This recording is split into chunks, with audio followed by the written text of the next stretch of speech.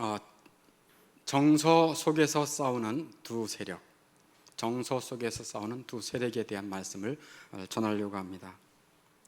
사람은 지성과 감성과 의지가 있는데 그 중에 이 감성, 이 정서에 대한 말씀이에요.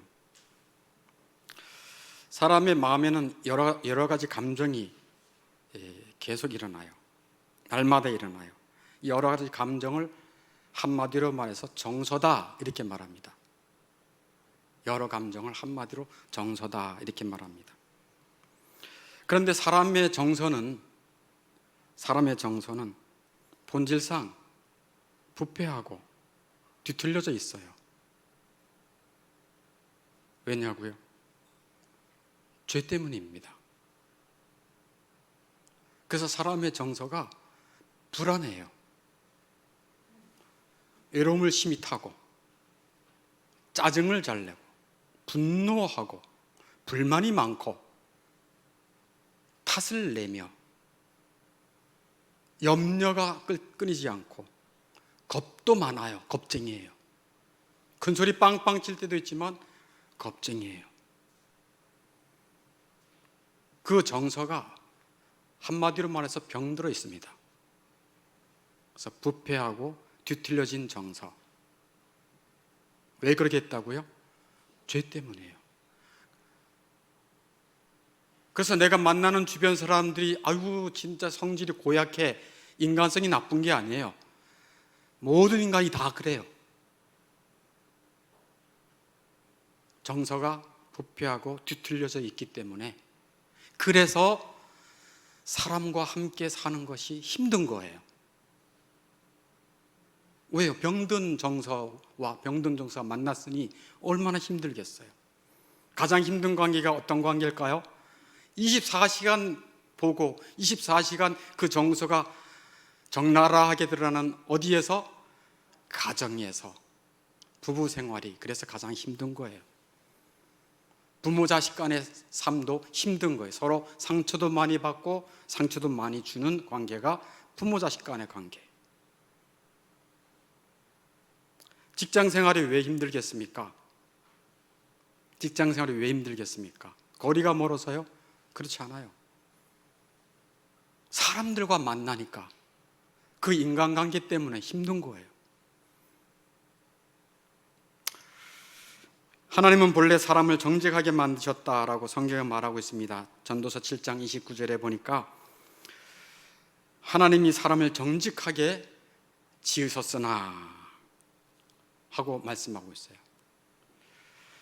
사실 처음에 인간은 정직하게 지음받아가지고 하나님을 늘 생각했고 또 하나님을 사랑했고 또 하나님으로 말미암아 만족하며 살았습니다. 그리고 첫 부부가 아담과 하와인데 그 둘도 얼마나 알콩달콩 서로 사랑했는지 몰라요. 아담의 하와를 향한 사랑의 고백은 정말 천하제일의 한 편의 시예요. 내 뼈 중에 뼈요, 내 살 중에 살이라. 이건 그 이후에 어떤 시인도 이런 아내에 대한 사랑의 표현을 할 수가 없습니다. 그렇게 서로 사랑하고 즐거워하고 만족했습니다. 정서가 불안하지 않았다는 얘기예요. 그러나 죄로 말미암아 그 정서가 뒤틀려지니까, 부패되니까 그 사람이 하나님을 향해서 어땠습니까? 하나님을 멀리해요. 하나님을 좋아하지 않아요. 그리고 사랑과의 관계도 어떻습니까? 아담은 하와를 향해서 이 여자 탓에 우리 집안이 망했습니다. 아닙니다. 저 남자 탓에 우리 집안이 망했습니다. 서로 탓하고 불만하고 미워하게 되는 거죠.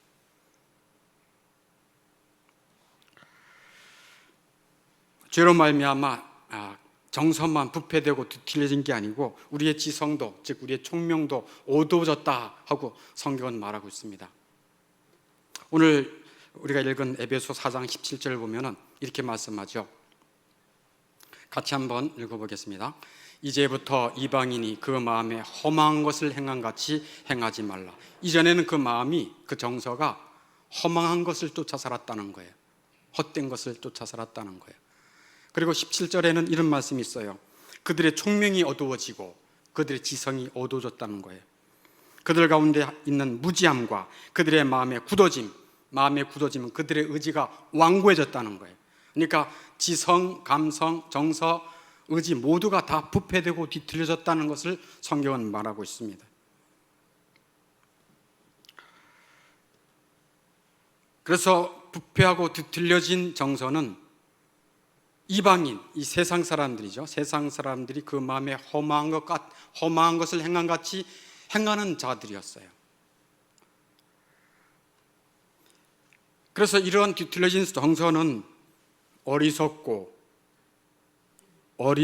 첫 번째, 두 번째 세상적이고 세 번째 육신적인 것을 추구하게 돼 있어요. 어떤 것을 추구한다고요? 어리석고 세상적이고 육신적인 것을 추구하게 돼 있어요. 뭐가? 부패한 정서가. 그런 것들을 추구하게 돼 있어요. 부패하기 전에는 누구를 추구했어요? 하늘의 것, 하나님으로 즐거워하고 하나님 사랑하며 또 하나님이 만나게 하신 자들을 진정 사랑할 줄 아는 정서가 있었어요. 그러나 부패한 다음에는 사랑해야 할 가까운 사람도 사랑할 수가 없어요. 미움의 대상이 되고 적대감을 가지고 살게 되었다는 것이죠. 부패하고 뒤틀려진 정서가 은혜를 받지 아니하면, 뭐를 받지 아니하면요? 은혜를 받지 아니하면 더욱더 육신적이며 세상적인 것에 애착을 갖게 되어 있습니다. 그 마음의 정서가 세상적인 것을 추구해도 만족을 얻지 못함에도 불구하고 계속 이것이 아닌 게배 하고 다른 것을 또 찾아 헤매고 다른 것을 또 찾아 헤매서 어둠과 혼돈과 불안, 불만으로 가득 차게 되는 것이 사람의 정서예요. 하지만 우리의 부패한 정서는 소망이 있습니다. 은혜로 말미암아 새로워질 수가 있습니다. 은혜로 말미암아 새로워질 수가 있습니다. 우리 마음에 은혜가 임하면 변화될 수 있다, 그런 얘기예요.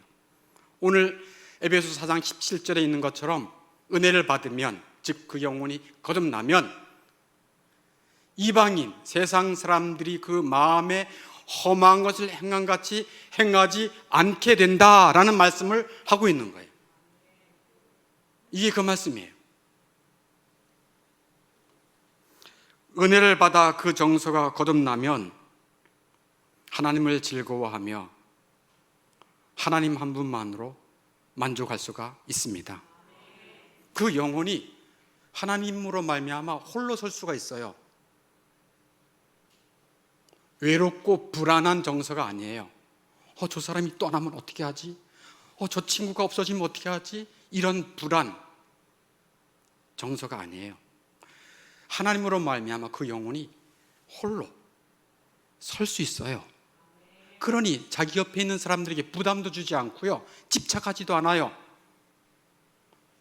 진정한 사랑과 그 사람을 진정 자유롭게 함께 살아갈 수 있게 되는 거예요. 이건 좀 깊은 얘기인데 들을 수 있는 자는 들을 수 있기를 바랍니다. 네. 진실로 우리 정서가 하나님으로 만족하지 않는다면 결코 그 마음의 평안과 만족을 얻을 수가 없습니다. 다시 한번 말씀드려요. 진실로 제가 진실로를 두 번 썼다는 얘기는 강조한다는 얘기예요. 진실로 우리 정서가 하나님으로 만족하지 않는다면 우리의 정서는 만족과 평안을 누릴 수가 없다, 그런 얘기예요. 세상 것으로, 육신적인 것으로, 내가 원하는 것으로 아무리 채운다 할지라도 금이간 항아리처럼 부어도 다 새버릴 것입니다. 뭘로 변화돼야 우리 정서가 변화된다고요? 은혜로. 그럼 은혜는 어떻게 받을 수 있나요? 하나님께서 수도 없이 말합니다. 하나님은 은혜의 하나님이시고 예수님도 은혜와 진리가 충만하십니다. 성령님도 은혜의 성령이십니다. 어떻게 은혜를 주시는가? 하나님의 말씀과 진리를 통해서 은혜를 주십니다. 오늘같이 이렇게 진리의 말씀을 듣고 하나님의 말씀을 들을 때 은혜의 성령께서 역사해 주십니다. 어디에서? 우리의 마음 속에서, 보이지 않는 우리의 정서 속에서 그 은혜가 역사되는 것입니다.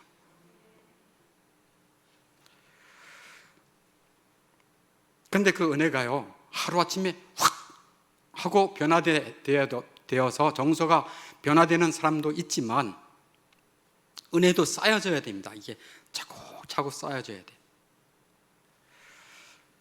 그래서 일시적인 정서의 변화가 말씀을 들을 때 있을 수 있어요. 말씀을 들으면, 설교를 들으면 맞아, 내가 세상에 즐거워하는 것이 헛된 것이야 하고 일시적으로 맞아, 세상의 헛됨을 딱 하고 알게 돼요.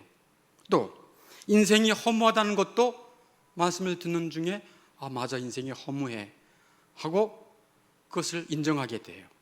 또 개인적으로 여러분의 삶에 깊은 질병이 왔을 때 인생이 이게 아니네, 실패를 맞았을 때,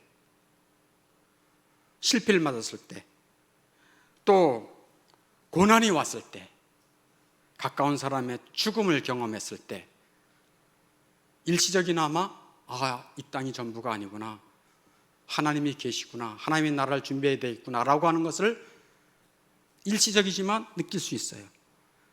또 예를 들어 일본을 통해서도 알 수 있어요. 이번에 아베 전 수상이 갑자기 아침에 출근하면서 유세 나가면서 그날 죽을 줄 누가 알았겠습니까? 그런 사건을 통해서도 맞아, 이 땅은 언제라도 떠나는 땅이구나 라고 하면서 그 정서가 움찔하고 지극히 세상적이며 육신적인 것에 취해 있다가 잠깐 정신을 차릴 수가 있어요. 그렇지만 온전하게 거듭나지 않은 정서는 곧 잊어버리고 이전에 세상에 험한 것을 행한 같이 또 세상 것에 마음을 빼앗기게 되어 있습니다. 그렇지만 일시적으로 정서의 변화가 오는 것을 무시하지 마세요. 그런 일시적인 변화가 쌓여서 하나님의 말씀을 듣는 중에 은혜가 여러분을 장악하면 그 정서가 비로소 온전히 변화될 수가 있습니다. 그건 사람의 힘으로 안 돼요. 여러분의 결단으로도 안 돼요. 이제 세상에 언제 떠날지도 모르겠구나, 그래 이제 잘 살아야지 결단한다고 되는 게 아니에요. 하나님의 은혜가 임할 때 그 정서가 변화되게 되어 있는 것입니다. 오늘은 은혜의 장날입니다. 뭐라고요? 은혜의 장날. 세상에는요, 장날이 5일마다 있어요. 그죠?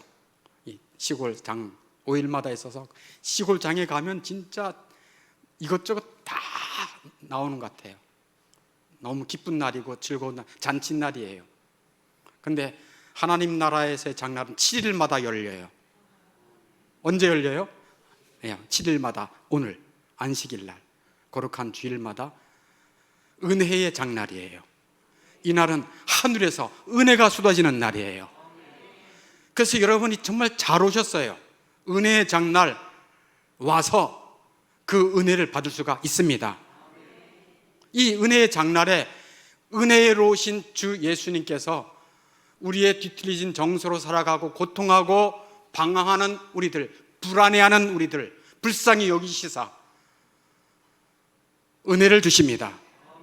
주여, 나 같은 이 정서, 내 때문에 내 이 변덕스러운 이 정서, 불안한 내 정서, 짜증 잘 내고 미워하고 고집스러운 이 정서 때문에 내 주변에 있는 사람들을 그렇게 괴롭혔는데 주여 하고서는 용서를 구하며 내 정서가 변화되기를 바라며 주님 앞에 엎드릴 때 주님께서는 은혜를 베풀어 주십니다.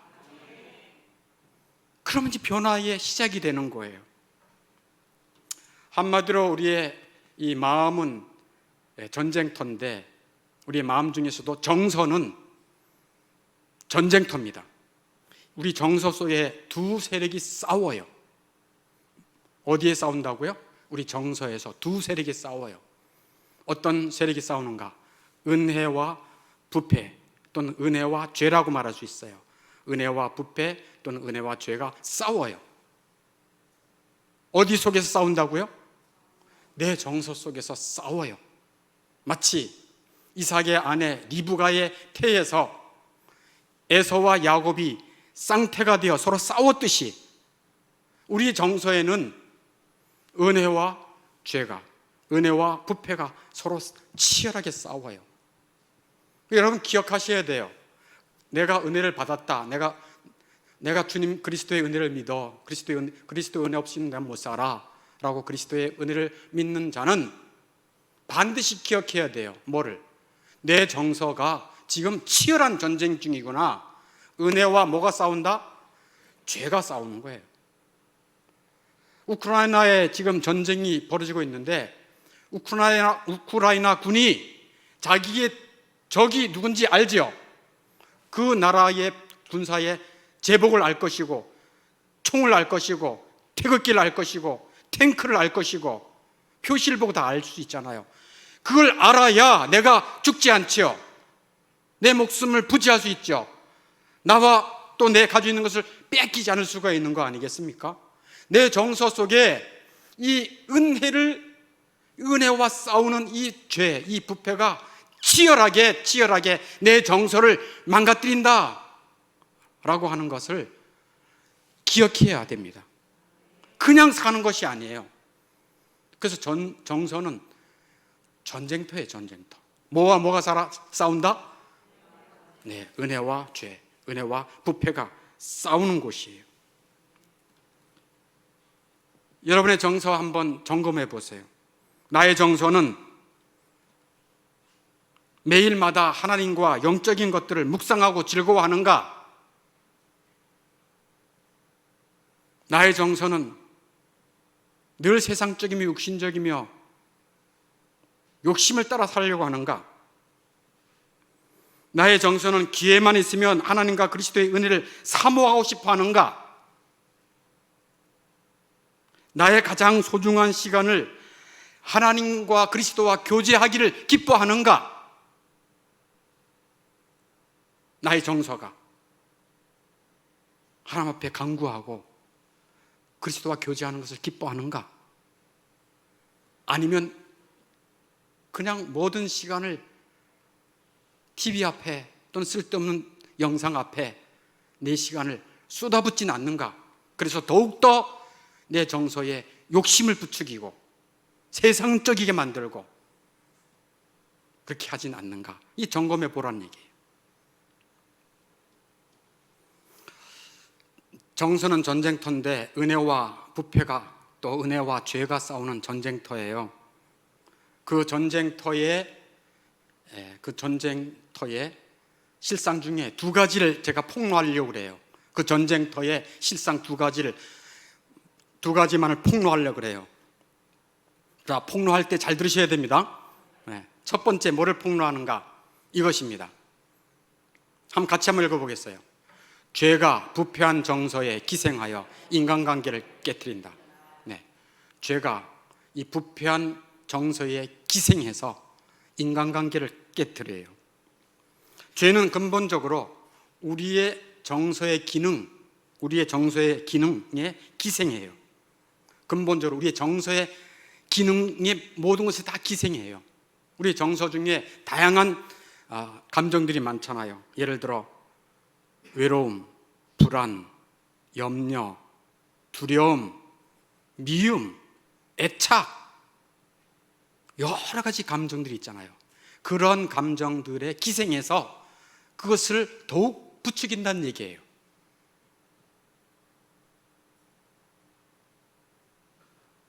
이게 이 정서 안에 싸움판에서 어떤 일이 벌어지고 있는가를 제가 폭로하는 내용이 이거예요. 죄가 부패한 정서에 기생하여 인간관계를 깨트린다. 그래서 분노, 불만, 두려움, 염려, 애착 같은 특별한 정서에 큰 힘을 발휘하게 하는 것이 이 죄라고 하는 세력이에요.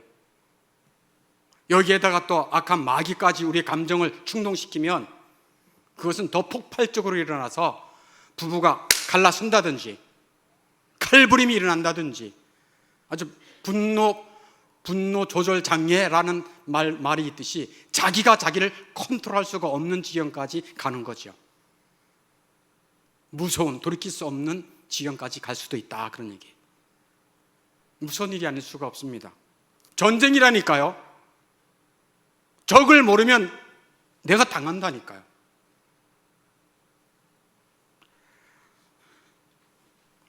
어떤 사람은 평소에는 정말 온유하고 착하고 그런데 뭐만 하나 건드리면 그 분노가 폭발되어서 관계가 이상하게 되어버리는 경우도 있어요.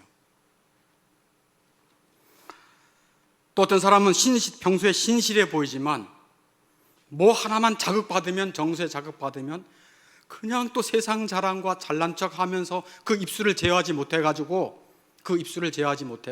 상처를 주고 관계를 엉망진창으로 만들어버리는 그런 경우도 있다, 그러니. 어떤 사람은 얌전한 척 하지만 세상 허영에 대한 허영심이 들떠올라서 풍선이 계속 차오르면 어떻게 됩니까? 펑 터지잖아요. 그냥 그 자랑하고 싶은 허영심에 언젠가는 그냥 퉁 터져서 비참한 고통을 당하기도 하고, 어떤 사람은 사람들의 칭찬을 받지 아니하거나 사람들에게 인정받지 아니면 못 살아. 그래서 사람의 칭찬의 노예로 살아가는 사람. 그거 안 받으면 늘 불안하고 늘 어찌할 줄을 잡을안석이야. 어떻게 될지 몰라. 이것도 아주 죄가 정서의 기능 중에 기생해서 인간관계를 깨뜨리고 심지어 그 사람도 무너뜨릴 수 있다는 거죠. 어떤 사람은 겉으로는 괜찮아 보이지만 은밀한 세상 욕심을 키워서 세상의 노예가 되어버리는 사람도 있습니다. 여러분은 어떠한 부패한 정서에 취약한지 주목하셔야 됩니다. 나는 어떤 정서에 취약한가? 여러분이 다 알아요. 나는 어떤 정서에 취약한지. 그 정서에 특별히 이 죄가 기생해서 인간관계를 깨뜨리고 자기 자신도 무너뜨릴 수 있다는 사실을 기억해야 돼요. 그것을 알았다면, 내 정서의 취약점을 알았다면 어떻게 되겠습니까? 이 정서를 내가 고칠 수가 없습니다. 내 마음 속에 있는 것을 내가 고칠 수가 없어요. 이 속에 있는 영혼의 문제는 영혼의 의사이신 주 예수님의 은혜로 치유되고 구원받을 수가 있는 것입니다. 그래서 은혜를 구하는 거예요. 하나님, 제가 이제 알았어요. 이 정서 속에 기생하는 이 죄의 세력을 알았어요. 더 이상 죄의 노예가 아니라 이제 은혜로 살게 도와주십시오 하고 그리스도의 은혜를 구할 때 그리스도께서는 부패하고 뒤틀려진 정서를 치유하고 회복하고 구원해 주실 것입니다. 그래서 그 정서가 하나님으로 말미암아 기뻐하고 만족하며 하나님이 만나게 하신 사람을 사랑하고 불쌍히 여기는 그 아름다운 정서로 좀씩 거룩하게 변화시킬 것입니다. 자, 이제 정서 속에 은혜와 부패, 은혜와 죄의 이 싸움판의 폭로 두 번째, 부패한 정서는 땅의 것을 좋아하는 세력이에요. 같이 한번 읽어보겠습니다. 시작. 부패한 정서는 땅의 것을 좋아하는 세력이다. 그러니까 정서가 왜 부패됐다고 그랬죠? 죄로 인해서. 그래서 죄로 인해 부패한 정서는 뭐를 좋아한다고요? 땅의 것을 좋아하는 세력이에요. 아주 막강한 힘이에요. 부패하기 전에는 우리 정서가 누구를 즐거워하며 살았다고요? 그러지요. 하나님으로 만족하고 하나님으로 즐거워하며 살았어요. 그러나 부패한 이후에는 그렇지 않아요. 사람의 정서는 칼끝과 같아서, 뭐와 같아서? 칼끝과 같아서 어느 방향이든지 향하게 돼 있어요. 어느 방향으로 향하게 되어 있는가? 성경은 정서의 칼 끝이 두 방향으로 향하고 있다. 둘 중에 하나를 향하고 있다. 당신의 정서는 이쪽을 향하든지 이쪽을 향하든지 둘 중에 향하고 있다는 거예요. 오늘 우리가 읽었던 골로새서 3장 1, 2절에 말하고 있지요. 우리의 정서가 향하는 칼 끝은 이쪽이냐 이쪽이냐예요. 이쪽 위의 것, 이쪽 아래 것, 이쪽 하늘에 속한 일, 이쪽 땅에 속한 일.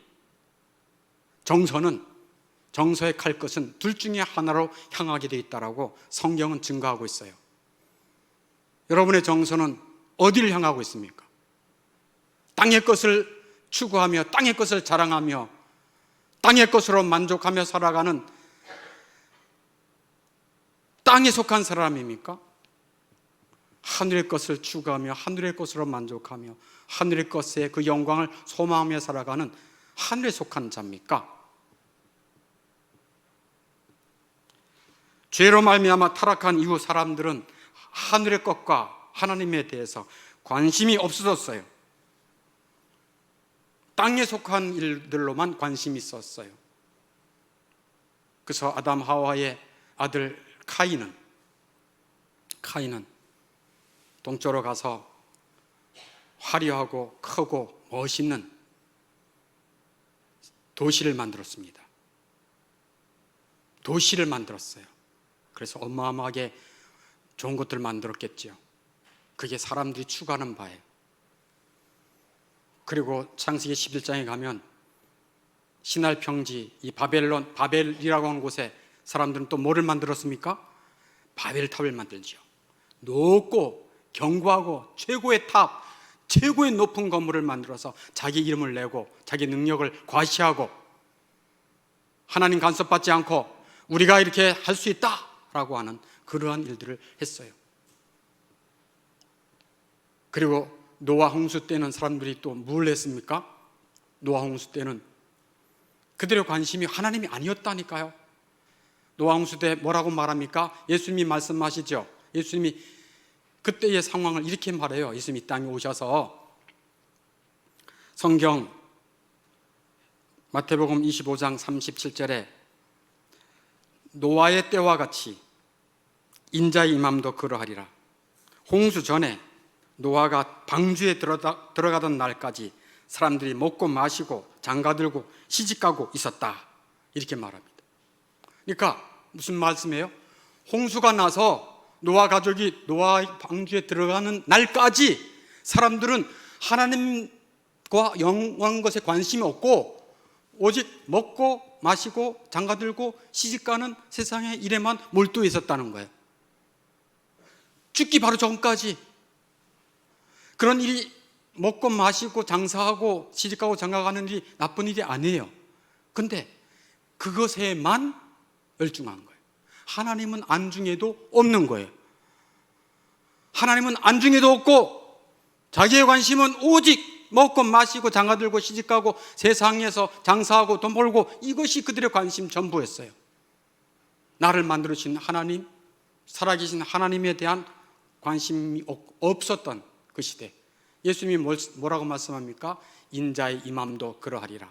내가 곧 임자가 재림해서 이 땅에 임할 텐데 그때에도 수많은 사람들이 먹고 마시고 장가들고 시집가고 있으면서 그와 같이 사람들은 하나님과 영원한 나라에 대해서 관심이 없으리라 이렇게 말씀해요. 여러분은 어떠세요? 여러분의 정서는, 여러분의 정서의 칸의 끝은 어디를 향하고 있습니까? 위의 것이요 땅의 것이요, 하늘에 있는 것이요 땅에 속한 것이요. 어떤 정서가 여러분의 정서입니까? 보십시오. 지금도 얼마나 많은 무신론자들이 이 땅에 드글드글한가. 여러분의 가정에도 무신론자들이 얼마나 많이 있으며 직장에서도 얼마나 무신론자들이 있으며 예수 믿는다고 하는 것을 입에도 내고 싶지 않는 그런 분위기가 아닙니까? 불이익을 당할까 봐.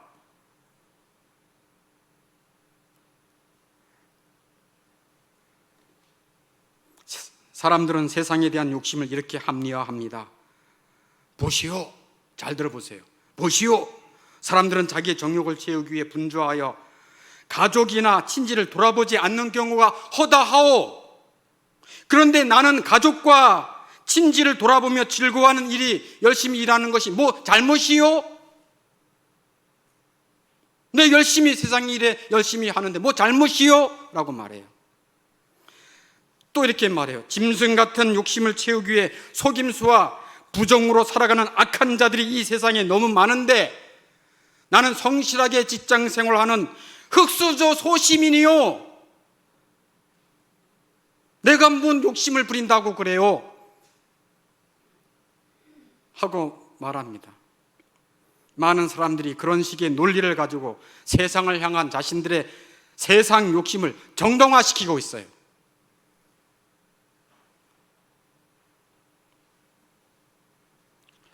부패한 정서가 이끄는 대로 보이는 세상의 것을 추구하는 대로 살아가는 것은 커다란 위험에 빠뜨리는 것입니다.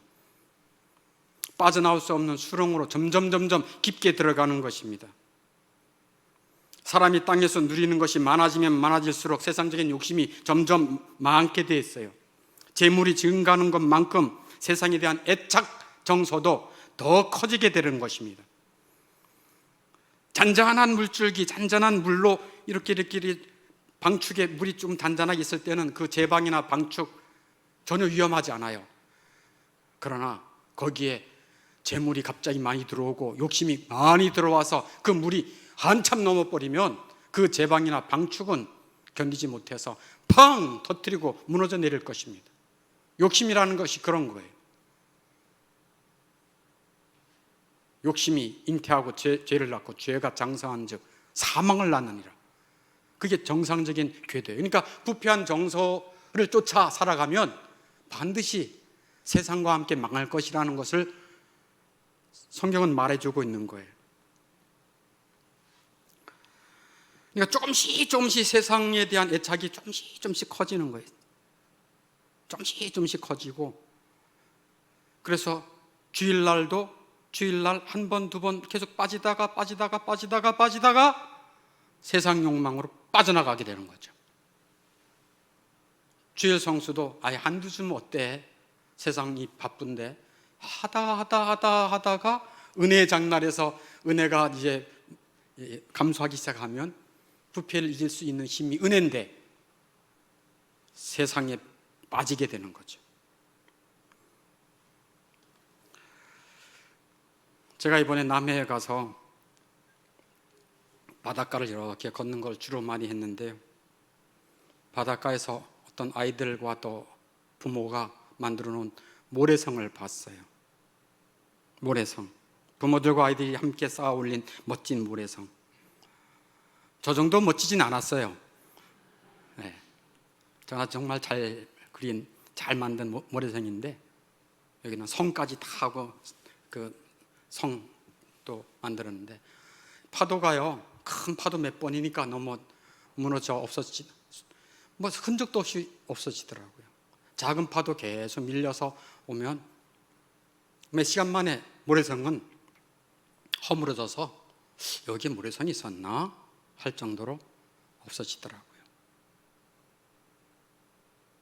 부패한 정서를 쫓아 세상의 것을 쌓으려고 하고 거기서 만족을 얻으려고 하는 자들은 모래성을 쌓는 것과 같습니다. 50년도 채 안 돼서 그 모래성이 싹 사라질 것입니다. 모래성, 영어로 샌드 캐슬, 모래성. 생각해 봤어요. 우리가 살고 있는 아파트나 집도 모래로 다 지은 모래성들이에요. 그죠? 모래에다가 시멘트 섞어서 좀 단단하게 했을 뿐이지 50년 이상 지나면요 다 허물어져요. 모래성들이에요. 높은 빌딩도 모래성들이에요. 우리 몸도 모래성이에요. 흙이잖아요. 흙. 세월이 지날수록 점점 흐트러지고 건강한 청년들도 힘이 없어질 것이고 예쁜 우리 처녀들도 미모가 다 사라질 것이에요. 모래처럼 다 흐물흐물 없어질 거예요. 모래성.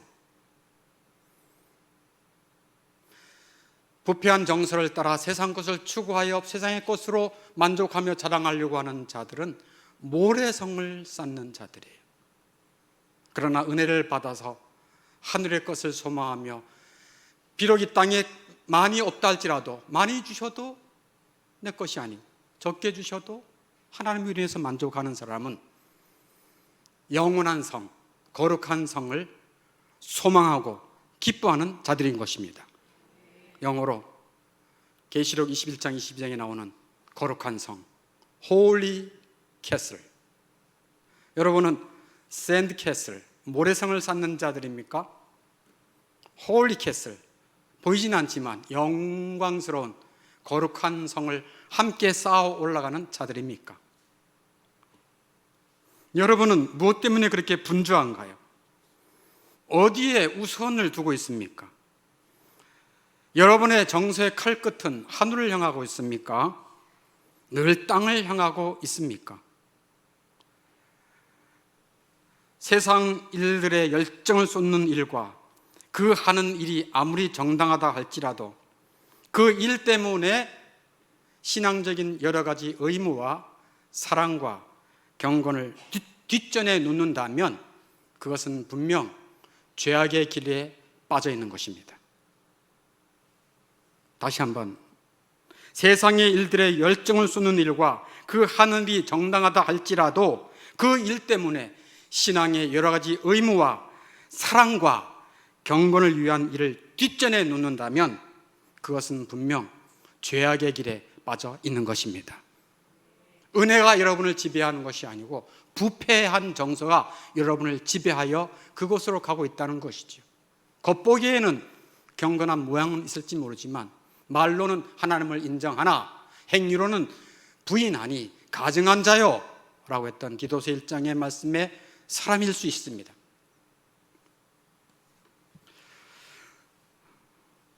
세상의 것을 즐거워하고 욕심내고 자랑하려는 내 부패한 정서, 이 부패한 정서, 그 속에 있는 이 죄와 싸워 이기려면 어떻게 된다고요?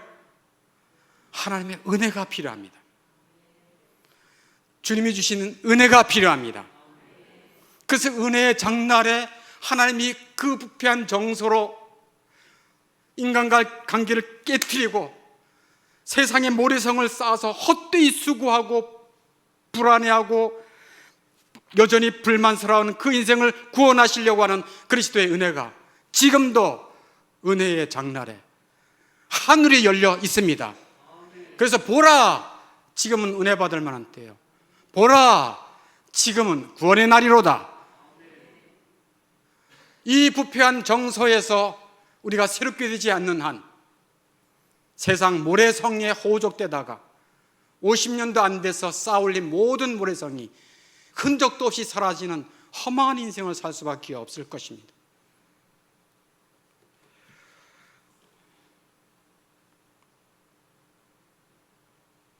이 은혜가 임하면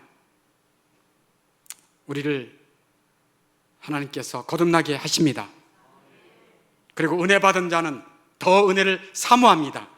은혜 없이는 살 수 없습니다라고 정말 은혜의 소중함을 알게 돼요. 교회에서 은혜 이게 정말 은혜구나 라고 하는 것을 알고 은혜를 사모하는 것입니다. 히브리서 12장 28절에 보면 이런 말씀이 있어요. 우리가 흔들리지 않는 나라, 진동하지 아니하는 나라를 받았으니, 이 모래성처럼 흔들려서 없어지는 모래성이 아니라 흔들리지 않는 영원한 나라, 영원한 천국, 하나님의 나라를 받았으니 우리가 은혜를 받자. 우리가 은혜를 받자 하고 말하는 거예요, 이 믿음의 사람들에게. 그래서 더욱 은혜를 받자라고 같이 막 이렇게 함께 마음을 모아가는 거예요. 하나님을 찾고 하나님으로 만족할 때, 잘 들으세요, 이제 하나님을 찾고, 즉 위의 것을 찾고 위에 계신 그리스도로 만족할 때 비로소 그 사람의 정서는 안정될 것입니다. 평안할 것입니다. 작은 것에도 감사가 터질 것입니다. 그게 변화된 정서에 주신 은혜예요. 우리 골로새서 3장 1, 2절 말씀 다 같이 한번 찾겠습니다. 골로새서 3장 앞에 나오네요. 같이 하겠습니다. 시작. 그러므로 너희가 그리스도에 함께 다시 살리심을 받았으면 위의 것을 찾아라. 거기는 그리스도께서 하나님 우편에 앉아 계시는, 됐습니다. 거기까지요. 너희가 그리스도와 함께 다시 살리심을 받았으면, 즉 은혜를 받고 거듭난 자들이라고 하냐? 너희들이 은혜를 받았고 정말 예수님을 마음속에 모신 자들이냐? 그렇다면 위의 것을 찾아라. 너희들의 정서의 칼끝은 하늘에 있어야 되느니라. 하나님으로 만족하고 하나님으로 즐거워하고 하나님의 영광을 소망하고 영원한 성, 모래성이 아닌 거룩한 성을 예비해 주신 그 하나님으로 만족하라는 것입니다. 거기는 누가 계시다고요? 그리스도께서 계십니다. 영광의 나라의 중심부에는 예수 그리스도께서 계십니다. 그래서 그리스도를 묵상하고 그리스도로 행복해하고 만족해하는 정서는 비로소 안정됩니다. 또 강조하지요. 위의 것을 생각하고 땅의 것을 생각하지 말라. 위의 것을 생각하고 땅의 것을 생각하지 말라. 아멘. 여러분이 아직 내 마음속에 예수님을 믿고 또 예수님으로 만족하며 살아가는 그런 은혜가 없다면 은혜의 장날에 은혜를 사모할 수 있기를 바랍니다. 그리스도의 은혜가 여러분의 심령, 특별히 정서에 은혜를 주셔서 남은 생애에 여러분의 가까운 관계들이 회복되어지기를 축원합니다.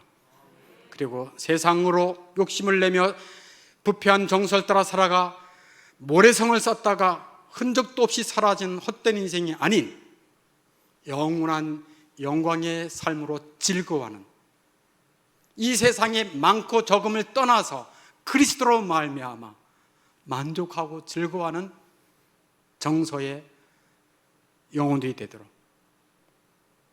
주의 이름으로 축원합니다. 우리 함께 기도하겠습니다.